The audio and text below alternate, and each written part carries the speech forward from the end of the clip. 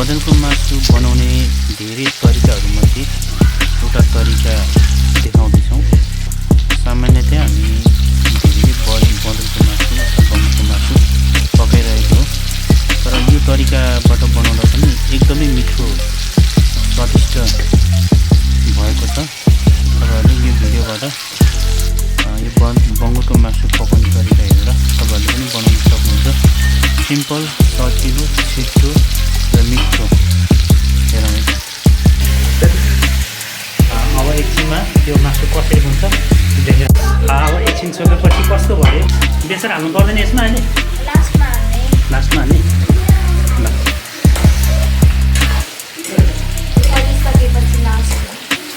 Okay, अब फेरि छोपिदिने हो। ल फेरि एकछिनमा यसलाई चलाउने बेला आउँछौँ है त।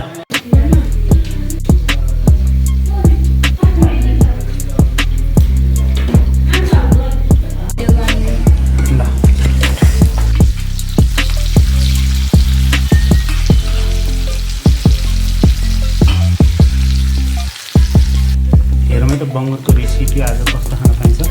यो हामीले कति लगभग अहिले 15 मिनट जति भइसक्यो खरेको। के गर्नुपर्छ रे यसलाई सकिन पहिला? अब यति खऱ्याउने होइन, अझै एकछिन खऱ्याउने हो। यो त्यो यो के भन्छ, तेल सुकुन्जेल हो? सुकुन्जेल होइन, तेल निकाल्ने। यो तेल निकाल्ने अब? ए, यो पक्रेको तेलहरू छ नि, अब यो निकाल्नुपर्छ नि। अनि त्यसपछि हामीले यहाँ तयार गरेर चाहिँ यो खोर्सानी, प्याज तयार गरेछ, यहाँनिर टमाटर, धनियाँ तयार गरेछ। अनि यो तेल निकालेपछि अहिले हाल्नुपर्छ एकछिनमा यो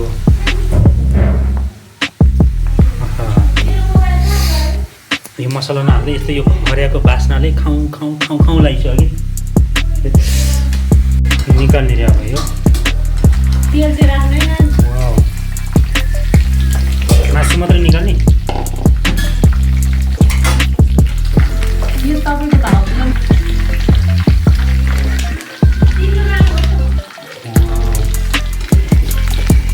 त्यो तेल चाहिँ केमा काम आउँछ?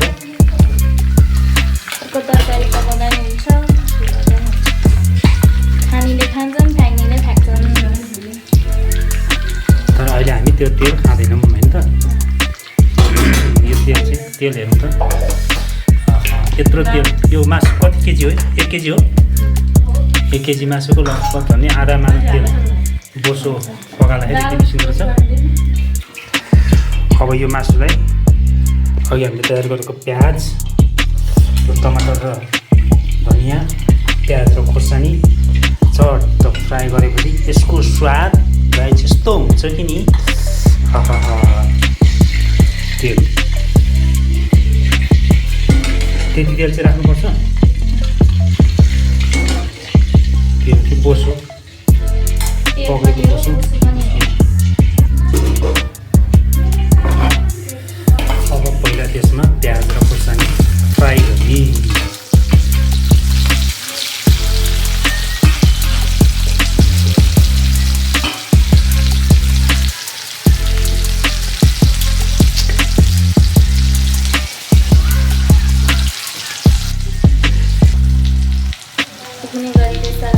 बेसर हाल्यो।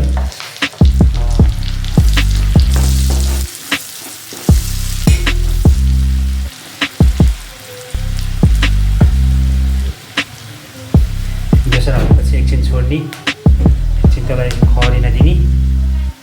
त्यसपछि यो मसलाको पेस्ट के छ यसमा? लसुन, मरिच, अदुवा, लसुन, खोर्सानीलाई सबभन्दा राम्रो चाहिँ सिलौटामा पिनेको हुन्छ। अल्छीले ग्रिन्डरमा पनि पिन्छ। हामीसँग चाहिँ ग्रिन्डर नभएको हुनाले सिलौटा। अब टमाटर हाल्ने।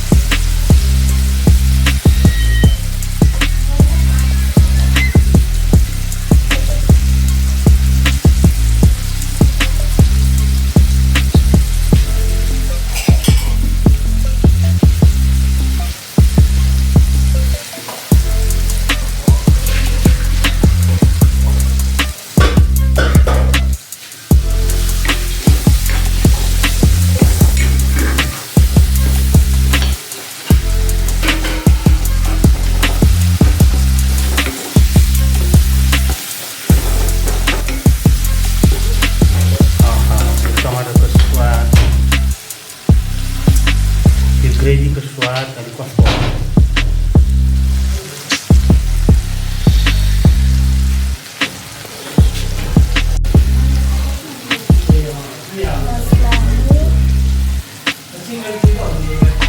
यो पिसेको मसला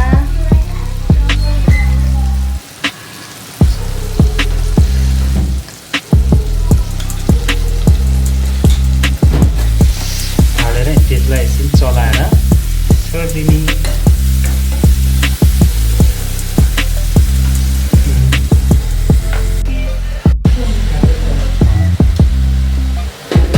अहिले हाम्रो ग्रेभी यस्तो भइरहेछ अब मासु हाल्नुपर्छ है। भयो त्यसलाई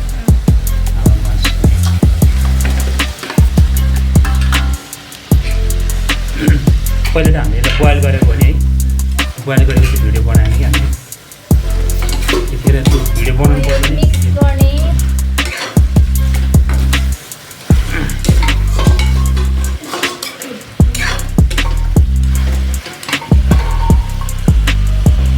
एकछिनलाई नुन मसलाहरू लाग्न दिने अब भन्नुपर्छ है।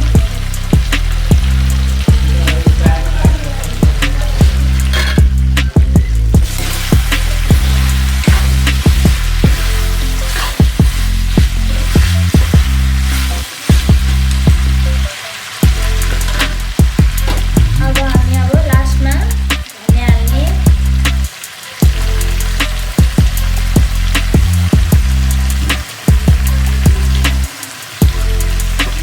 फोर्क रेडी फिनिस भयो यो रेसिपी।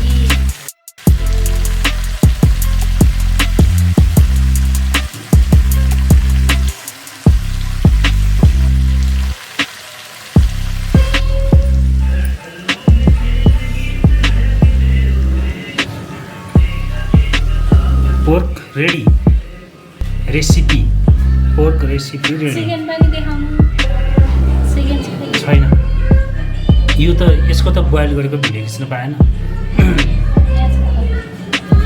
बोइल गरिसकेको थियो हामीले अलरेडी नै त्यो भएर पोर्कको मासु बनाउँदाखेरि जहिले पनि बोइल गर्न चाहिँ बिर्सिनु हुँदैन चाहन्छ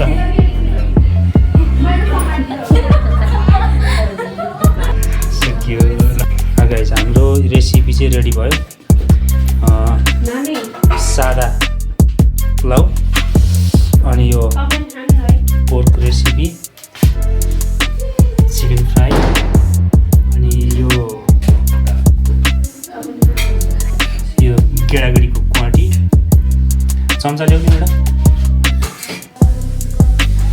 चाहिँ चट्ट गेडागुडीको क्वाटी उम्रेको रहन्छ